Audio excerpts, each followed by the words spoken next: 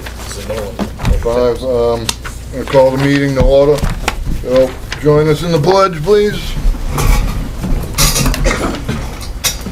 I pledge allegiance to the flag of the United States of America and to the republic for which it stands, one nation, under God, indivisible, with liberty and justice for all.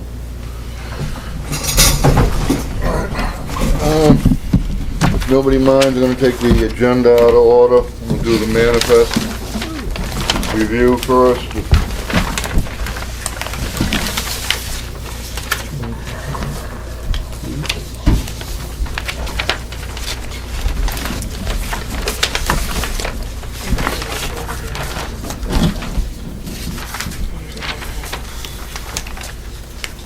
You didn't get one?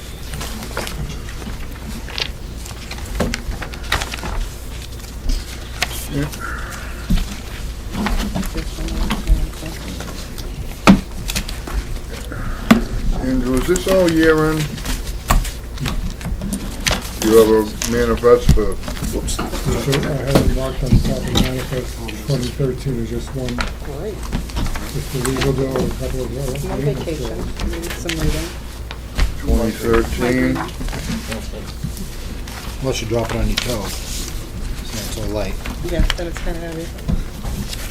I don't see any 2013. These are year end. Sorry, do I say it? Just for, in the board package, we just just for another expense report, so you can see. All right, yeah. But this is the year end, right? All right, so, but I mean, This is the year. correct, this and this, but do we have a regular, do you have a, Yeah, and the copies that you will sign from the AP manifest, it says 2013. is this the current one here? Or the current truck register? Yeah. I can show you which one is the 2013 expense. Oh, it's in there.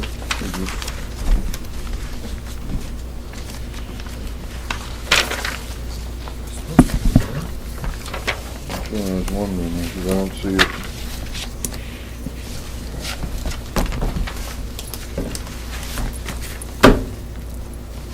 These are a couple of those that came in for maintenance. P.O. box, I can carry. That's $62,000 legal bill.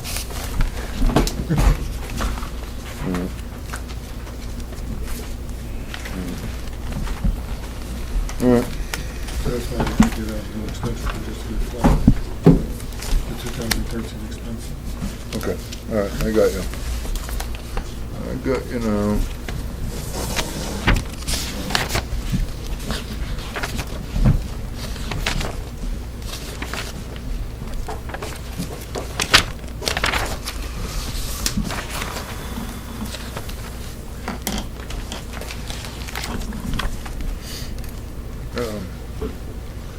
Oh, I have a question. The attorney for the purchase of the land, that's, That's closing and everything. That's the cost of the land. That's the actual closing cost. but with the cost of the land included in that? Yes.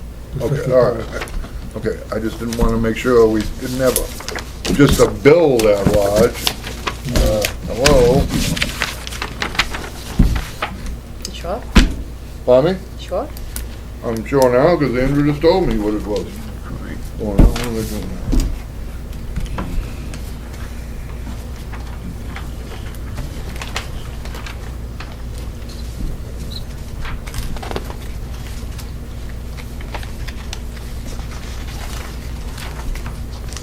Pass that down, please, to Mr. Tursi.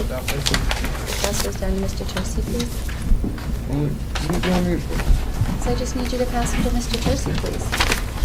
I do. Thank you. Social security number. I know. Pardon me? I gotta already memorize. I'm sure you do.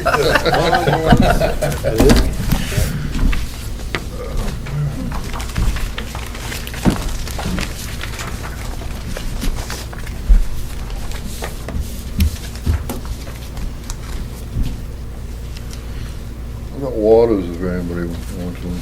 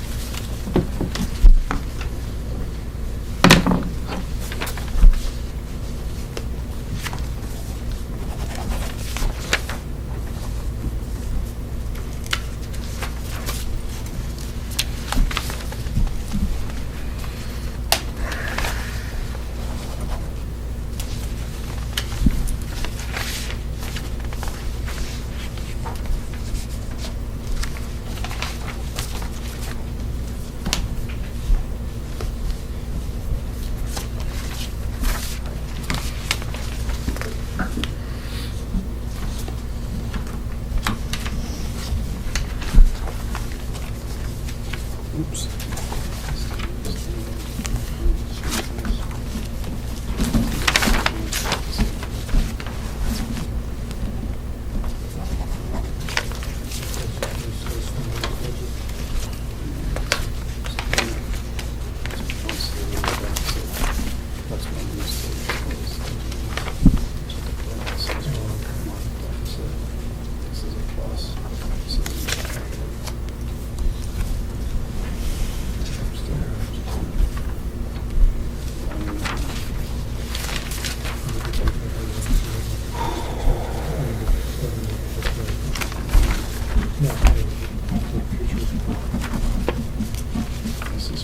On the same stack?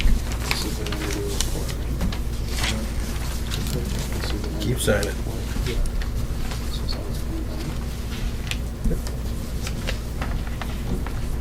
And you can see a big accountability that's just on the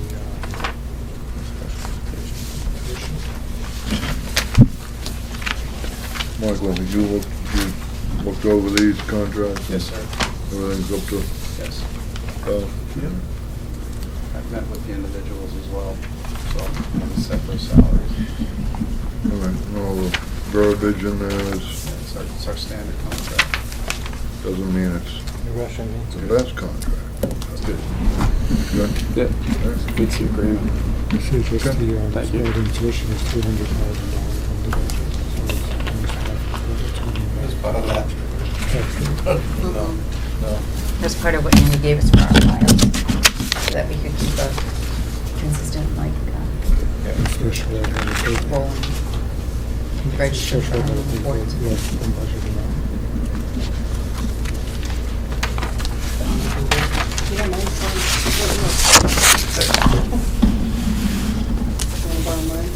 Okay.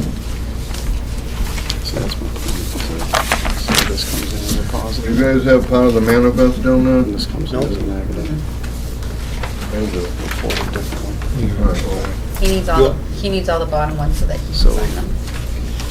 So Do you like that? Bottoms on see what I top? mean? Yeah, it's confusing. I look at that, how I want to see it, like, more, if I could fix the reports to do it that way. So it's not just me. This is what you haven't signed. Right. Going to- oop. no, I gotta sign these, I'm just trying to, I don't know if you, there's extra agendas there. Thank you. Yeah, they were in the, under this.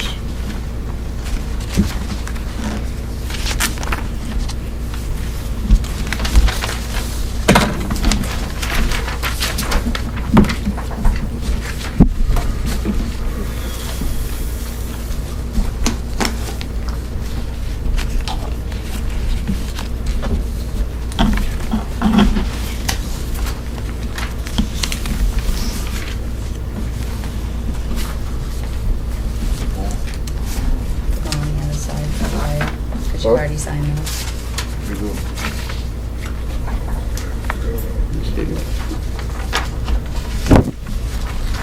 Gotta be a little binder.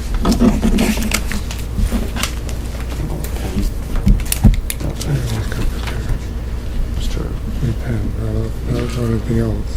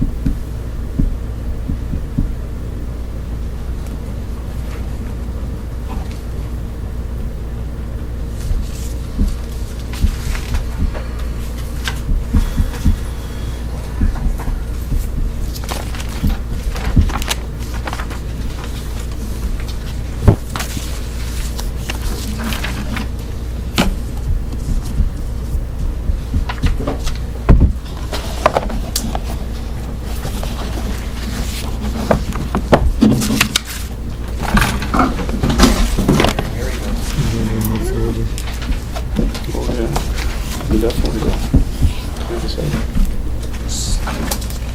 That's the side one.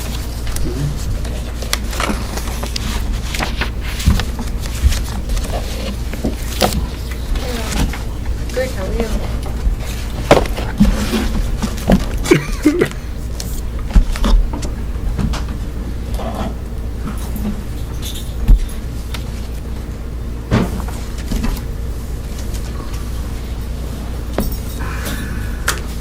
I think get a grooveless desk.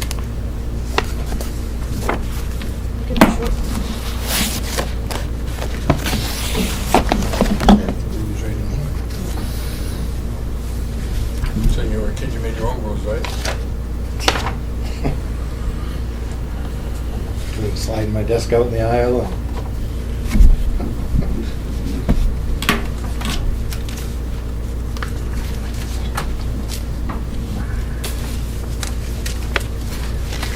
my class was the first class to have two different classrooms go through high school. We were big enough. Well, the number of kids. We were a small kid. We had a lot of us.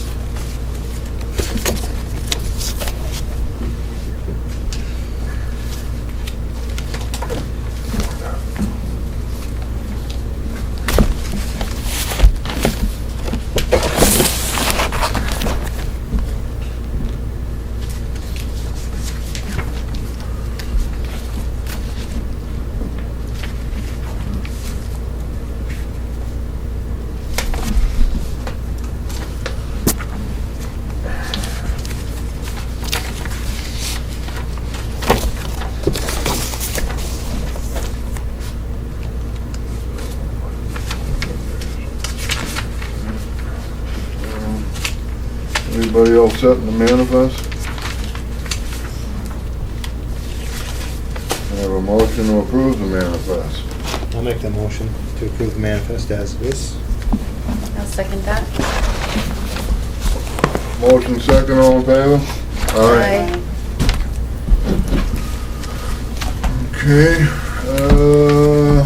minutes of the last meeting.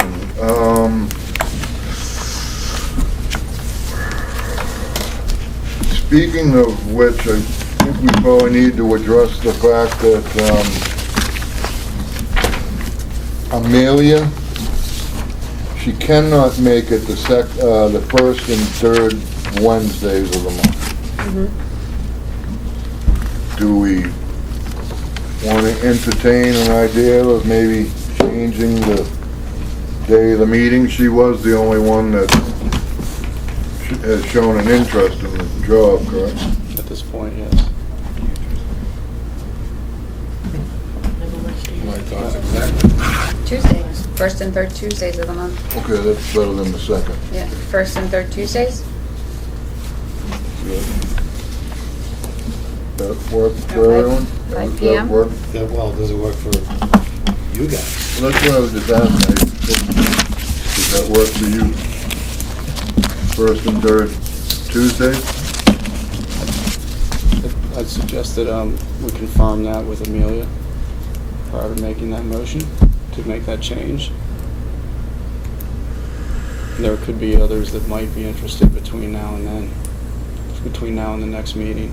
I want to welcome Brandy, who's here from Thank you. Milton as well, Thank you, Bill. coming in to take our minutes. She stepped in at our joint meeting as well to take some minutes. So I think we want to confirm prior to making a change in the meeting dates at this point. But then, which if we do that and wait and confirm, then we're gonna be without a minute taker for the next meeting. We'll make sure we have a minute taker for the next meeting. Because if we don't do anything, then it would be on the first Wednesday of September, correct? Which is... Coming up. September 4th. Mhm. September 4th. Yeah, it's, The Mr. third. Tursi's idea is a good one in case Amelia doesn't, I mean, did she say? Well, I she thought we could do Tuesdays? already discussed this with her though, didn't we? We did, but that was a couple weeks ago. Things could have changed between now and then. I just want to confirm it prior to the board making a motion and setting a set. All right, I mean, I just thought Daytime. it had already been discussed and it was confirmed, but, I mean, the minutes she does, they look good, so I think, you know, if she can do that, that would be great. Okay. So you I'll- get a hold of her and, I'll confirm and let the board know, and we can make that motion at the next meeting if necessary. everyone all right with that? So the meeting will stay at, It'll be the first, it'll stay as it is until we confirm with Amelia whether that works for her. If it doesn't work for her, I can do it. On Wednesday, first and third Wednesdays. Yeah, because it's the opposite 2 weeks. Oh, that's right. Oh, okay. Just throw me off her out there, so if it doesn't work out. We will consider that then. So I'll work it out and let the board know. That would be great. Okay. Any So- entertaining motions? I am. I would like to make a motion to accept the public and non-public minutes of July 10th, 2013, as well as the public minutes for August 6th, 2013. no, second that. Motion second, all in favor? Aye. Aye.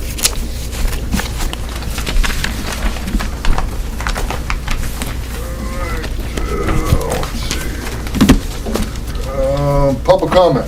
Oops, What, you go ahead. did those minutes include the 6th of August? Yeah. Oh, okay. I thought you were talking about the 10th. She was at first, and We then did she... both. Must have been concentrating on something else. Public comment.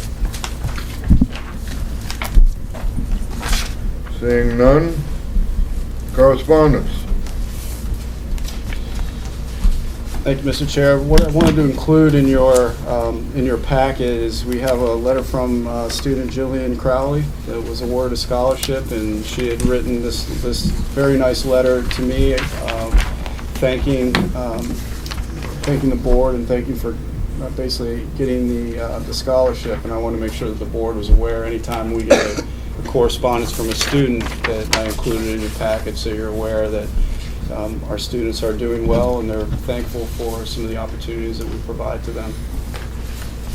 Thank you. Just want to make sure you had that. Thank you to Ms. Crowley. Good luck.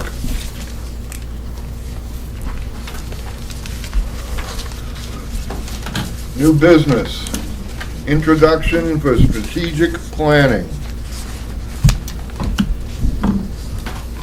Good, Mr. Tursi. Thank you, Mr. Chair. What I've provided for you in your packet, this is a follow-up to the workshop that we attended at the New Hampshire School Board Association regarding developing strategic plans and setting goals.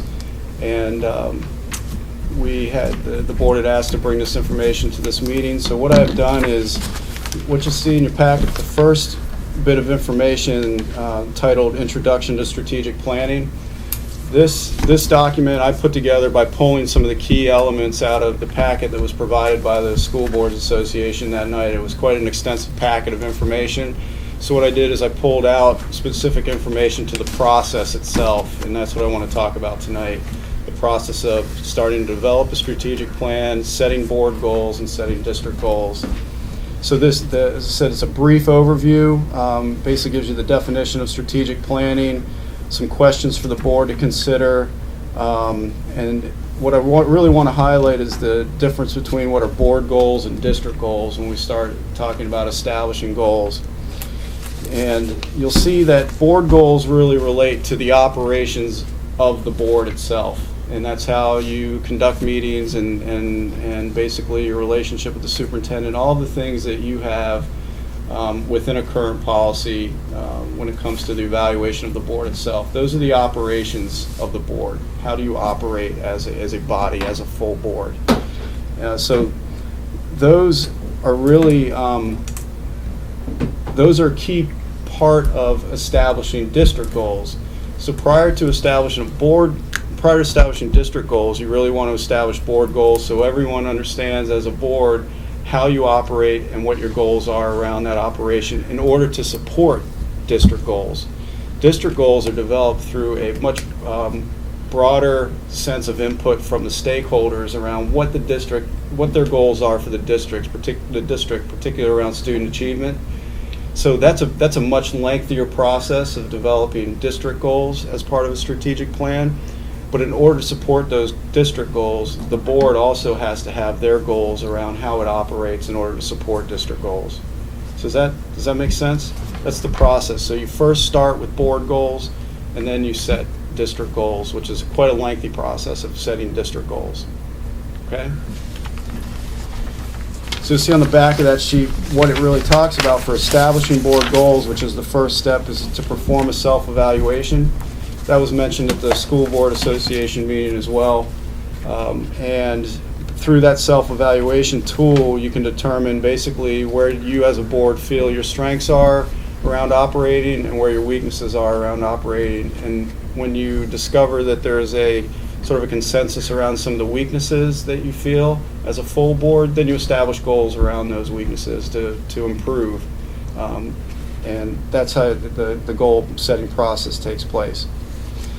There's 8 categories that you establish board goals on. That's the relationship with the superintendent, community relationships, board meetings, staff and personnel relationship with instructional programs, relationship to financial management of schools, policy development, and risk management.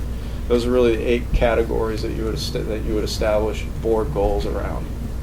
Doesn't have to be all 8. It could be 1 or 2 or 3 or 4. It depends on what the board decides to do to establish goals after doing the self-evaluation. And then you'll see the process for establishing district goals a little lengthier, where you're taking input from stakeholders. And then you're also taking into consider data around student achievement. And then you take both that input from stakeholders and that data around student achievement, you review it, and then you basically determine goals based on those 2 data points. Input from stakeholders, which is considered qualitative data, and then the actual data around student achievement, which is considered quantitative data. You take the qualitative and the quantitative, review it, and then you establish goals, district goals around those 2 data points, basically. And it's good to set a 3-year goal, so you have you have time to basically show that you're reaching toward those goals and make sure that you're improving along the way. And you set benchmarks throughout the 3 years to see where you are with achieving those goals. Any questions on the process? Can we start right away? We'll get to that. Thank you, Mr. Fogg. You currently have, the next piece you have in your packet, you currently have a a policy, it's policy BA, Board Operational Goals. And you'll see within this policy itself, it talks about doing an annual self-evaluation based on, basically there's 9 areas, 8 of which I've already described.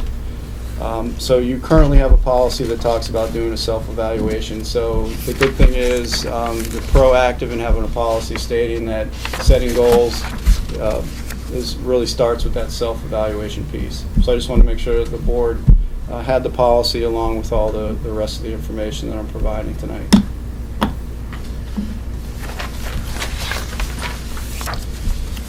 I also have policy BAA, which is the evaluation of the board. You'll see it goes right along with BA. It's really your follow-up entitled the evaluation of the board, so I want to make sure you had that as well. What else is in your packet is I asked for a sample board self-evaluation from the New Hampshire School Boards Association, and you'll see that it's a 6-page document that really provides boards a tool to go through the self-evaluation process. And it actually tackles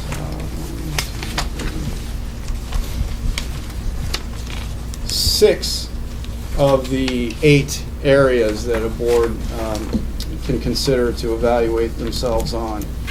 So I wanted to make sure that you had a sample from the New Hampshire School Boards Association as to what a self-evaluation tool looks like. You'll see with this that in each area there are several components. Take, for example, Area A, relationship with the superintendent. You'll see that there are 10 components underneath that first area. As a board, what you would do is you would sit around with this tool either in a work session or do it individually. I recommend as a work session so that if board members have specific questions around any of the components, you can converse to get clarifying points on some of those questions as a group. So you're not working in isolation doing this. That's just a suggestion. It can go either way. You'll see next to each component there's 2 spaces. On the space basically over to the right, so you have 2 spaces, the one on the right, you would go through and you would mark for each component where you fit along the scale of 1 to 5, 1 being poor, 5 being excellent. So take component number 1, establishes written policies for the guidance of the superintendent in the operation of the schools. As a board member, as an individual, you would decide if you're poor at that, as a group, not as an individual board member, but as a group, if you feel the board is poor in that area or excellent in that area or anywhere in between, you write that number in that space. Actually, I think it's the other one. To the left is individual rating. Right? Okay, thank you, correct. So in the left, and then in the right, what I would do or the chair would do would take all of that information for the whole board response and then do a average score. So let's say that on number 1, everybody scored a 5, so the average would go on the right as a 5, okay? And then your composite score is what you look at as a board. Your composite average is what you look at as a board. And let's say you have 5 in several areas and then maybe a 2 in another area. And that 2 is what you as a board would decide you establish a goal around to improve, to work your way up the scale to a 5. So does that make sense? How the tool is used? Okay. I also wanted to provide to you the Milton self-evaluation board. It's developed directly from the New Hampshire School Boards Association, but they also included the other components that weren't part of the School Board Association's document. They have all 8 on their evaluation compared to the 6 that are on the School Board Association document. So with this it's in policy. They're addressing all 8 areas that are within your current policy for evaluating the board. So you can see how the New Hampshire School Board Association tool was utilized to develop a policy self-evaluation for a specific school board, locally the Milton board. So we already have some policies in our handbook, our policy book, that will address these. I've just got to look for them. Yes, the two policies that I provide to you in the packet state specifically about the self-evaluation process. And now you just need a tool to do that. Do you think it would be, do you think it would be in the best interest of the board, where we are all so relatively new, that, and I don't think we have the information, at least you may have it, but we don't have the information from the board's January review. So would it be in our best interest moving forward with our strategic planning to move forward in doing this now, even though it's halfway through the year or almost to the last quarter? Would it be in our best interest to do that moving forward and then do it again in January? Mr. Brown, I'm sorry. I was thinking whether this needs or should go to the policy committee. Because if we're gonna initiate new policies, it probably should go to the policy committee first. Yes.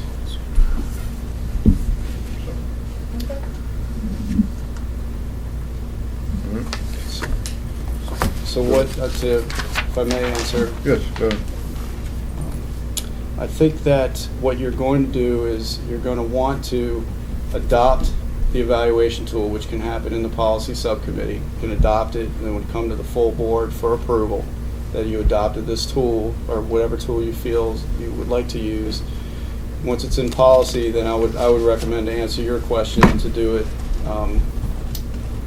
at the beginning of the school year. Particularly, you want to have some time to really start building on those goals.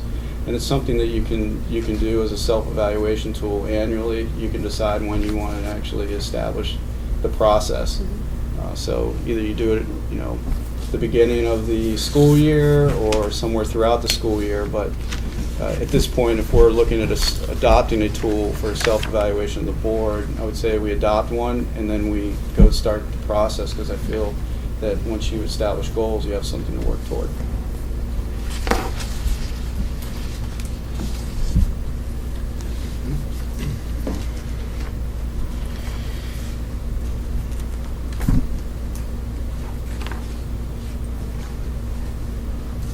So are you all done with that for now? Yes, unless there's any questions. Well, What was the difference between the Milton one and the School Board Association sample? Did you say there was? well, that's why I a small suggested it probably should go to the policy committee. Because there are differences. So, It looks like the only difference is that go ahead, Mr. Tursi. RH, risk management. And what I'll do is bring draft a sample policy from what you have in your packet for self-evaluation and bring it to the policy committee to review. So we can start with a tool and then amend it as necessary if that's what the board would like to see happen.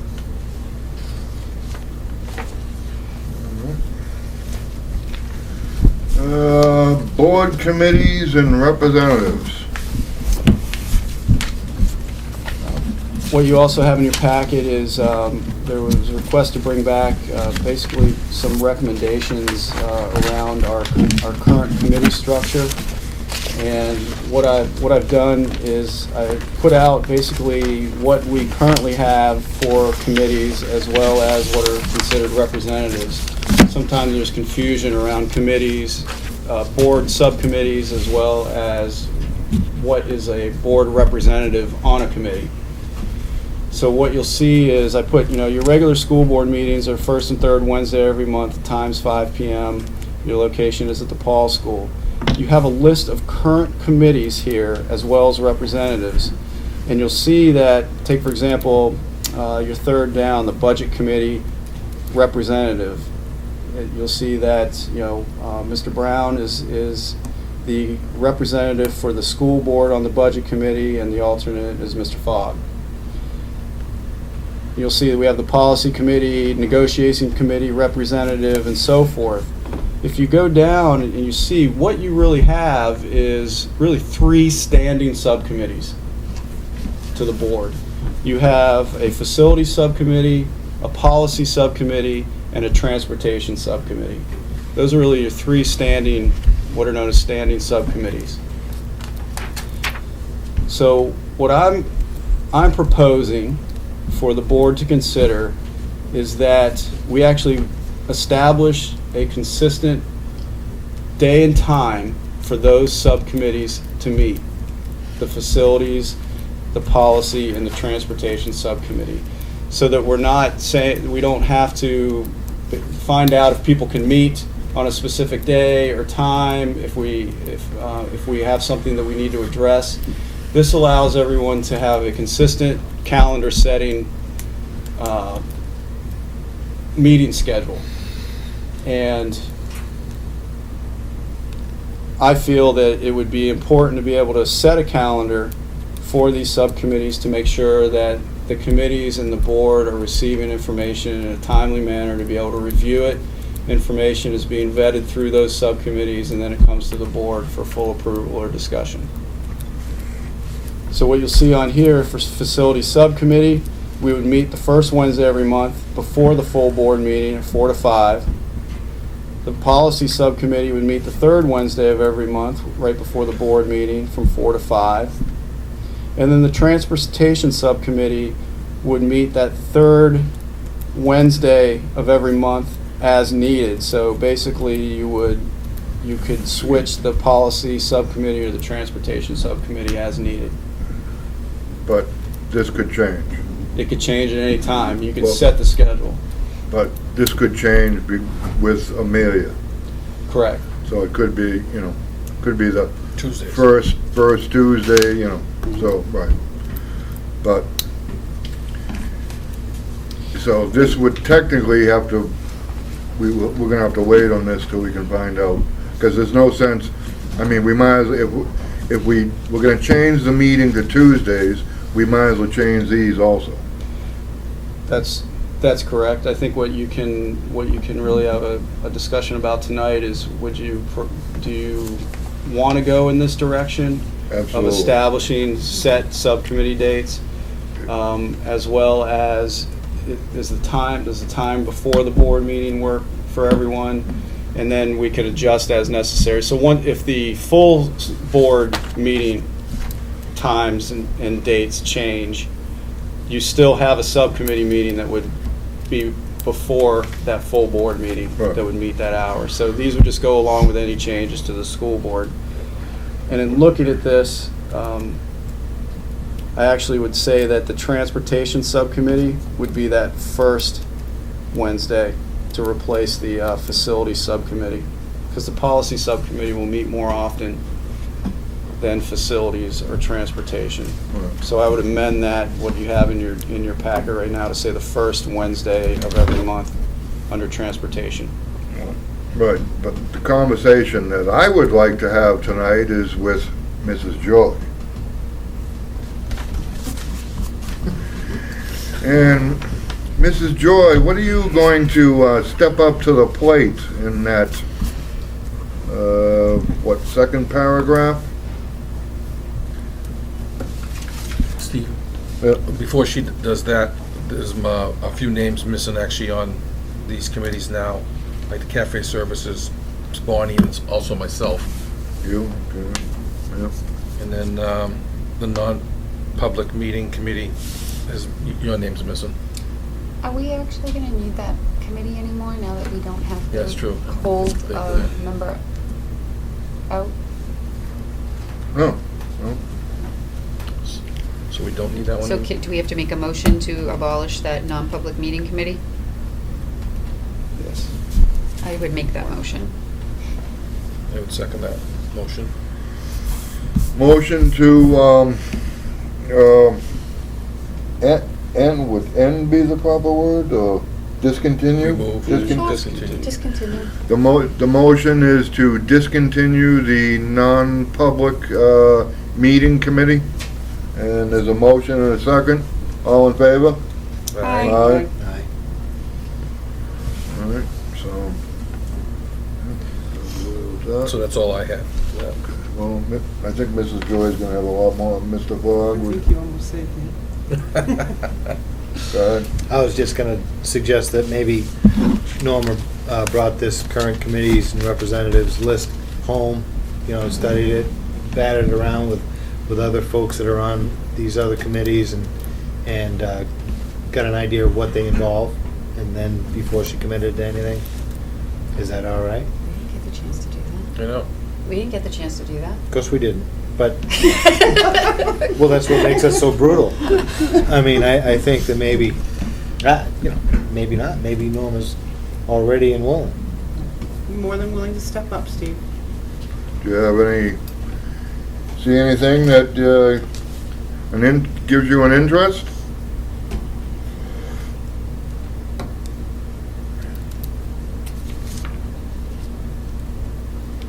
Everything that says wrong. I don't think so. I don't think so. The technology committee, there's only one person on that. I could step up and be on that as well. I mean, I don't know, how many do we need? I think we only need one representative Okay. to the best of my knowledge, and I think the technology plan just got finished, so I don't know if you'll have any meetings this year. That's why she wants it. Oh, she will? They will. Oh, okay. I They will will. happily give that to you. Okay. Does that change?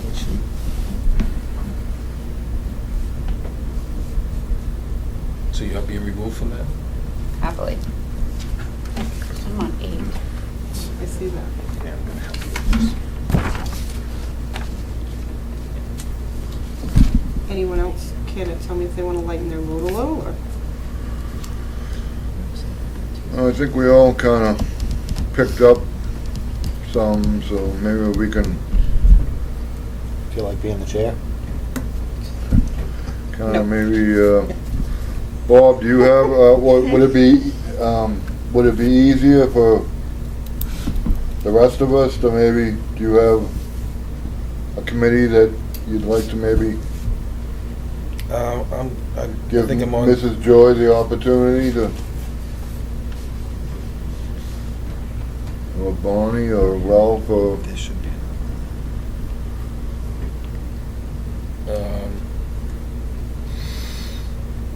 What does the wellness committee representative do?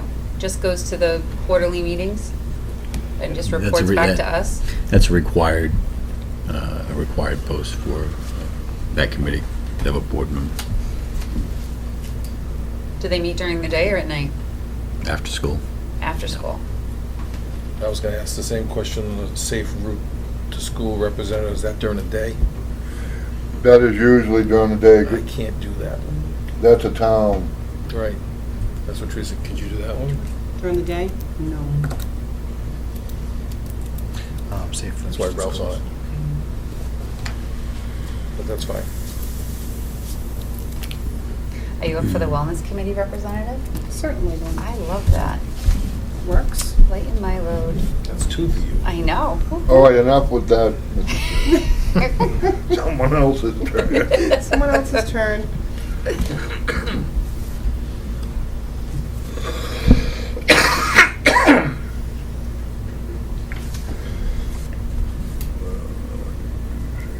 I'm fine with everything else on mine, Steve. I'm comfortable with where I'm at. And I believe you just took over the 2 that I took over, so Okay. that's wonderful. Thank you. Bonnie, I don't see your name here anymore. It's only on 6. Well, that's a start anyways, Norm, if you get a chance to look it over, and if you see something that, we just try to make it, fair and Yeah. try to split it up and kind of make it as even as No possible, if that is a possibility, but. All right, administration, financial reports. I gave you a copy of a new expense report because we had a couple of fairly large bills that came in last week that were relative to 2013, so. I also gave you a new analysis of what we're estimating the year-end fund balance to be for the taxpayers' return. So you can see the only number that changed was the expenses for the general fund because we had a $6,200 legal bill and a couple $1,000 in facilities. So I took them into 13 so we can get them out of the way. You also can see, if you look down at the bottom of the list in the yellow column, that our food service deficit for 2013 is $17,794. Which is far lower than last year. Yeah, last year I believe was somewhere around 50-something thousand. That's a great improvement. Yep. Yes, it certainly is.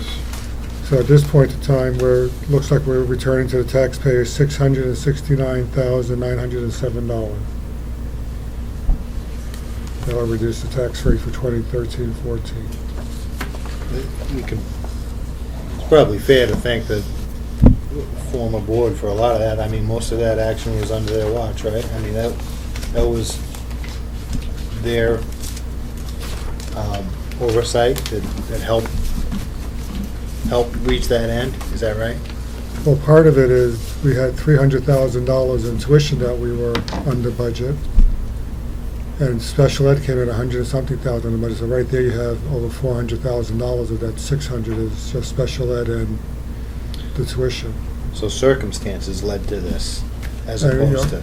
And the payment holiday, the premium moratorium they gave us, the premium holiday helped out a little bit.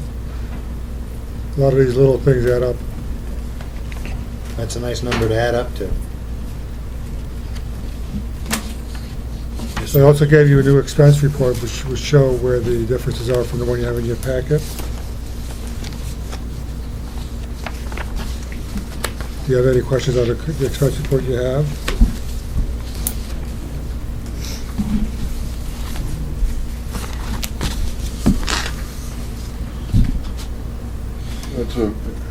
That's good. I mean, that's, from what I can recall, that's the largest amount that we've returned to the town in as many years that I can remember. Yeah. So, that's good. Maybe we'll get a, You're not returning it to the town, you're returning it to the tax rate, to reduce the tax rate. Because some Right, people yeah, take that as meaning that it's being returned to the town to go into their fund balance. But it's going to reduce the tax rate to the state. right, yes. I misspoke. Going back to the taxpayers. That's what I was just gonna say, is now hopefully they can offset my taxes. But, no, that's very good. Any questions on the expense report as it stands now? The revenue report? Just so you understand why I didn't give you a July expense report, because we're just finalizing all the encumbrances. The current July expense report, when this packet went out, would have had no credit, because it wouldn't have made any sense to anybody. But on the September 1st meeting, you'll get a first meeting in September, I'll give you a July expense report.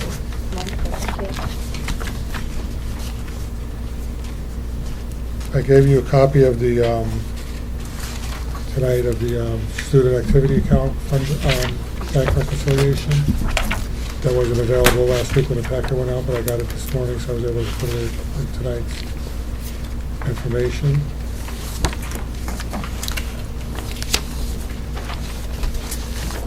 Any other questions on the financial statement? You also have your treasurer's report in there for June. I'm sorry, May. Hopefully we'll have June by the first meeting in September. She's working on that right now.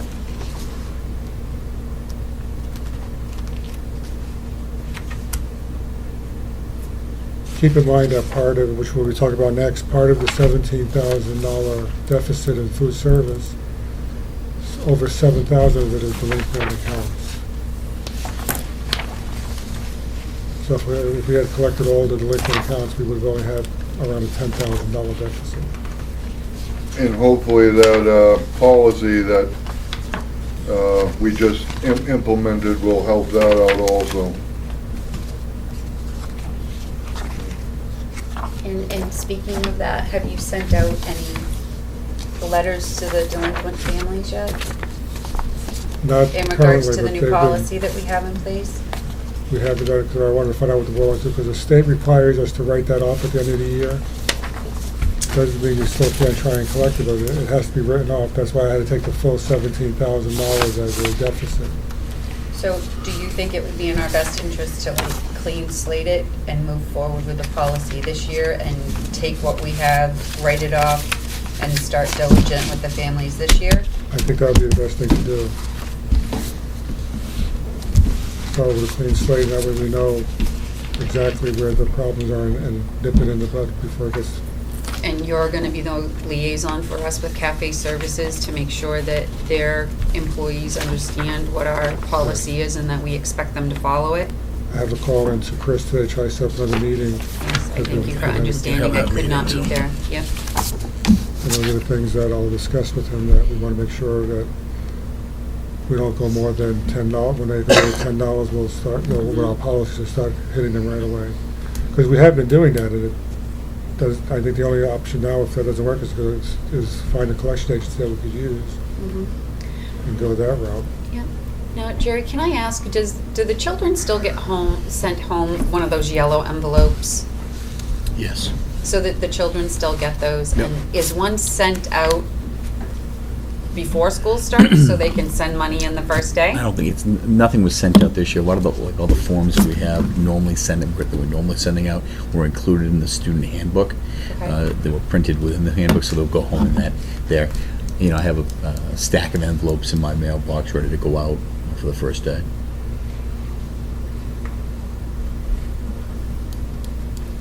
What's the average number of parents that send money in the first day of school for lunch if they don't have an envelope? I couldn't tell you that. So they're already going to be behind the first day. And we only have a 3-day limit now. Well, I mean, I'm not saying they would be behind, but they wouldn't have an envelope that first day. Okay. The other thing I'm going to try to promote this year with the schools is the online payment. Online payment, and if there's a way, like we spoke about, if there's a way to waive those fees, because parents aren't going to want to use the online paying system, but I mean, if it's just like 2%, we're writing off far more than 2% in delinquent or non-paid funds. So if it means that maybe the school district, takes over those fees for having the families pay online. I have to check with the bank that handles this for us, how we would work that out. Yeah, because could you just find out what the fee is, and maybe it's charged to us, not them, so that the families can, maybe it's something that they can even do an automatic debit from their check. You can do those direct deposits. I mean, maybe it's something they could even do to make sure that it got paid every week, right out of their check. Andrew, the town just set this up, that you can do cards now. Yeah. And so they may be able to use the same system. I think they said it was $60 a year or something for the service. Yep. And then, so if people could go online and pay their bill. Well, that's what they could do with a credit card now. Our system that we have will accept cash, like a check. Obviously can't accept cash, but you could have it as a check from your checking account or as a credit card payment. Oh, right, they can do credit card payments They now? can, but there's a fee to do it. Is there a, There's a fee both for either whether it's a credit card or a check. Yep. well, yeah. And that's what I was That's- asking. So That's it's for for both, that's what I was gonna say. It is for both. Whether you pay credit card or check, there's still a fee to do the transaction. And I was thinking that if we could find a way to negotiate with the company to, or maybe reduce the rate, or Even if have we- the rate come to us, Right, even if we. maybe we would find it to be more successful with collections. Okay, I'll look into that. So set up a charge card, basically, and it'll automatically come out each time. And, yep. And then I had another grandparent bring an issue up to me about school lunches, and the grandparents can buy a gift card for the kids and like put $25, $50, $100 on it, and then the kid can just hand the card in and it'll pay for lunch for as long as it goes. It's a good idea. Like a Dunkin' Donuts card? Kind of like a Dunkin' Donuts card, but they do it for school stuff. Like if the kids want a sweatshirt or a T-shirt or lunch, it's kind of like it would be like bear paw bucks. Who monitors Paw bucks. Who monitors that, though, Bonnie? They do it through, the school secretary has a machine. The parents can either do it online and the gift card gets sent to the grandparents, or it gets dispersed to the parents of the child. I'll check with Chris to see if he has other schools that are doing that, how they're Yeah, doing it. and I mean, it's just something that maybe a parent wants to, a grandparent or a parent or someone else, maybe someone knows of a family that's in need and wants to just kind of anonymously send a lunch card, or maybe a field trip, you know? See. So what if we, what is the total, this might be a stupid question, but what is the total of the school lunches through the whole year? Is there a number for that? That if you paid that whole thing in full, can we give some kind of discount if they pay in full? You know, if it's whatever the number is on that, if they come up with the whole thing at the beginning of the year, let's say, give them a few weeks into the first year, the first of the year, and Or they the get a students discount off that. 180 days. So it'll be 180 days times, I think it's, was the lunch 2 1/4 or $2.50? $360. Mm. $400. Can we give them a discount if they pay it all at once? But you know, it's gonna, that's a good idea, but you're probably gonna get the parents that pay doing that, so you're gonna end up, Not gaining anything. right, you're not gonna get the ones that are delinquent. If they don't have the money to pay for lunch on a daily or a weekly basis. Yeah, they're not gonna come up with the years. No, but the parents are who diligent might make out in a little bit. Well, they might see the savings and encourage their friends who haven't been keeping up to do the same thing, you know, pay in advance and save some money. Even if it's not the whole year, I mean, just, that's a thought. But do a quarter or Quarterly, yep. 6 months or.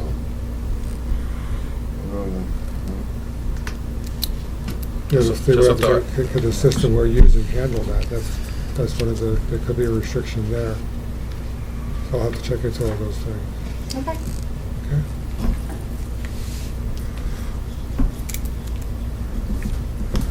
Andrew, what is, line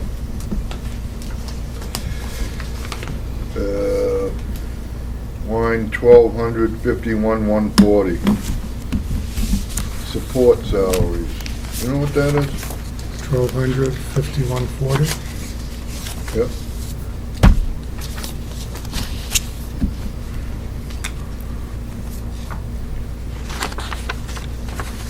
I'm sorry, what's that number again, Steve?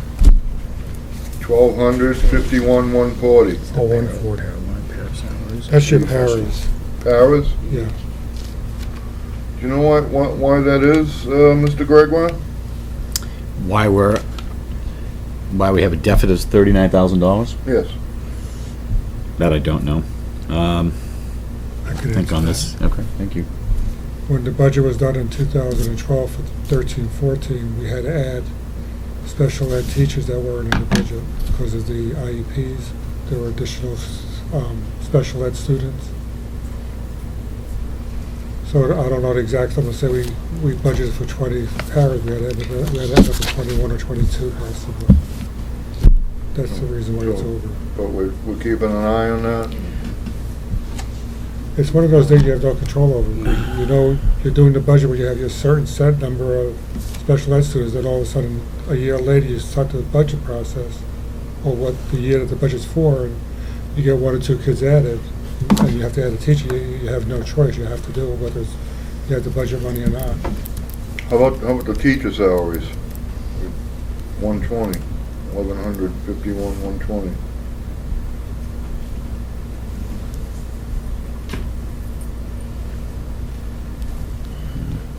The 15,000. Yes.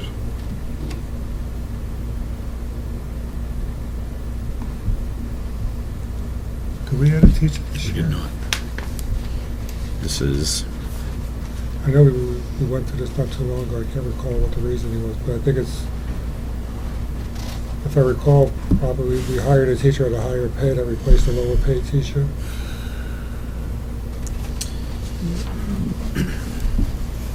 Well, Where it's I mean, you see other numbers and other lines where there's, you know, 295,000 left over and stuff like that. I think what I hear the administration saying is there's unexpected expenditures on some lines but the bottom line of it all is still bearing fruit. I mean, it's still, Right, but you still want to keep an eye on, if you're running deficits, you'd like to know why, so that maybe next year you won't run a deficit. you can't keep an eye on an unforeseen expenditure. Because the reason it's unforeseen, you can't put an Well, eye you on could it. if you were Houdini, but, no, you can't do unforeseen, but, I just, You know, what Like I ends up said- happening too, Steve, is a teacher might, when we do the budget, we're basing it off of where that current teacher stands in the scale right now, just increasing it for one step. If that teacher goes for their master's degree or gets credits that brings it to the next level, that's part of the reason why your budget is over. Or you're over budget because they're getting paid higher than we budgeted for them. 'Cause at the time, that's one of the issues. We're doing the budget in October, November for the following September, which is almost a year later. Sometimes it works in your favor if you have a high-paid teacher retire or leave and you hire a lower-paid teacher. oh, absolutely, but I just thinking, if you're running deficits, maybe, you want to change something that you're doing so that you don't keep running deficits year after year, saying the same lines. But there's no way of knowing that in advance. We have to base the salary budget off of the current I staff. understand, but I just didn't know whether, that's why I asked Mr. Gregoire, because it's like the paras, did we, did, Go ahead, Mr. Tursi. There, a good example as to how you can keep an eye on, say that teacher salary line with the $15,000 is knowing what you have budgeted for the school year. You can look at, through the hiring process, at what step you can bring a teacher in at, when what's within the budget. So let's say that you have budgeted for that increase from year to year for a teacher that's master's step 2, and you put the percent raise on it for that for the coming year.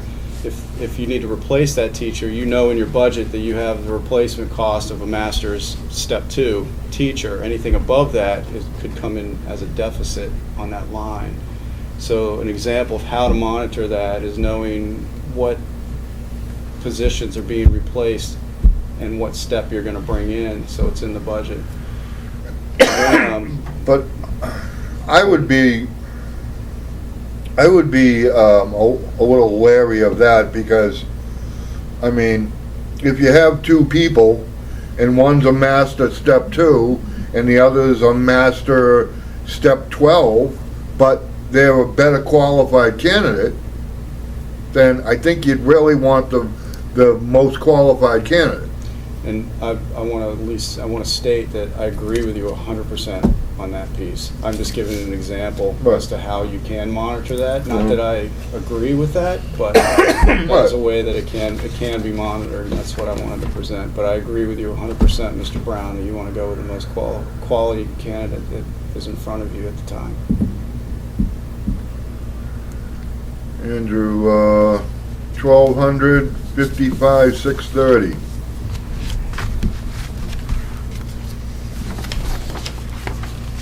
What is HIG?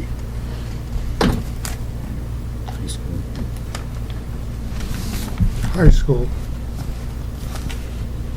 MID is middle school, and ELE is elementary school.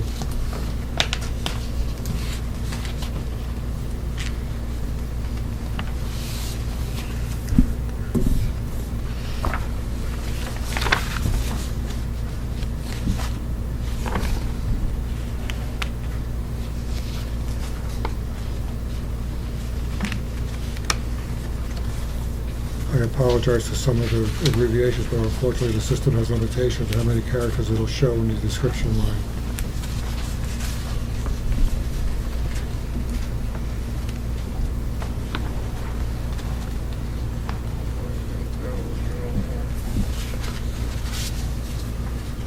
Everyone else all set? All right, Andrew, thank you.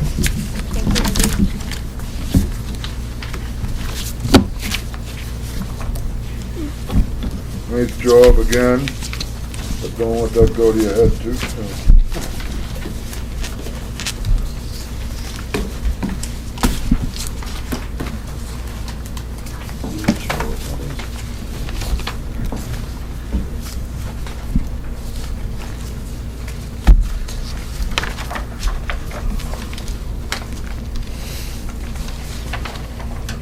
Are you all set on the food service collection, Dana? Good. Superintendent's update.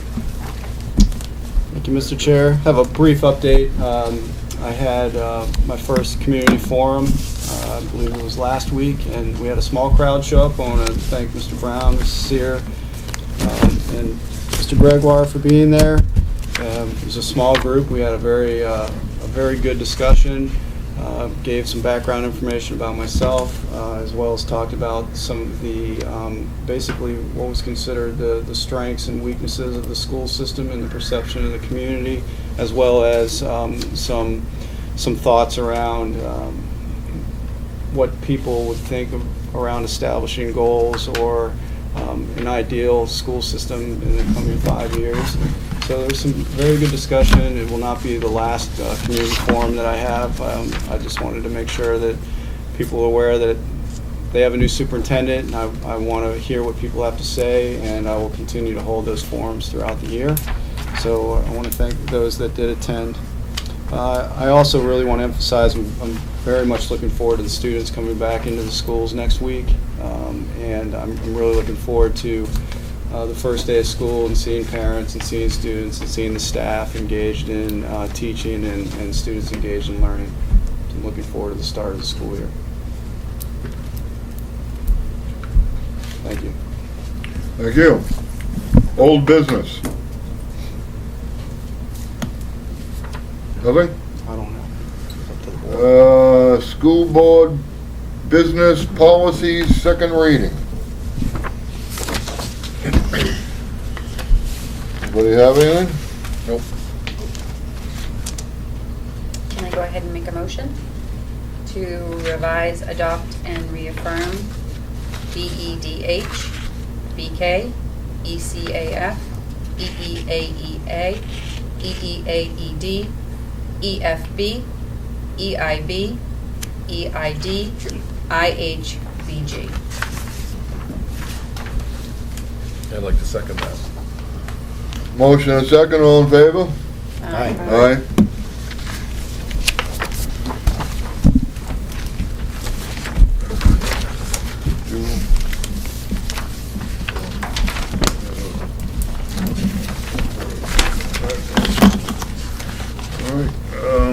committee reports, SAU withdrawal committee, Can you speak on that? please. We met on August 6th. A good portion of our members were there. We discussed moving forward how often we should meet. We developed some questions, had some we'd like to gather. We're doing a little informational push so that we can be clearer on what our goals are supposed to be.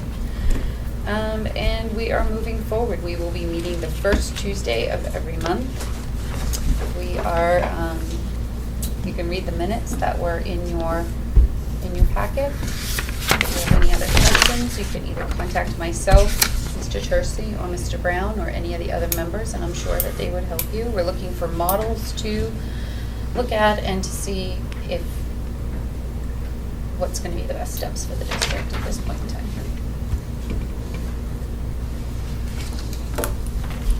Thank you. Comments by the public? Oh, What's the next date for the next meeting again? It should be in the minutes, but I can't find it. September 3rd? Yes.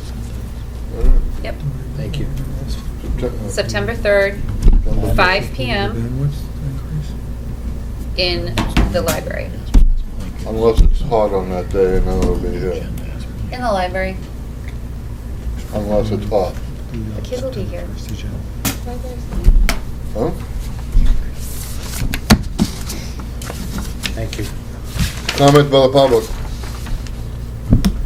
Seeing none, I'll entertain a motion to go into non-public, but is that the only one we need, Mr. Tursi? Yep, they all fall under that same RSA. All right, so I will entertain a motion to go into non-public under RSA 91A3, semicolon 2. I'll make that motion. I'll second it. Motion is second. All in favor? Aye. Aye. Lanfear, aye. Fogg. Well, aye. Joy, aye. Brown, yes. Non, oui. Thank you for coming. Thank you for having us.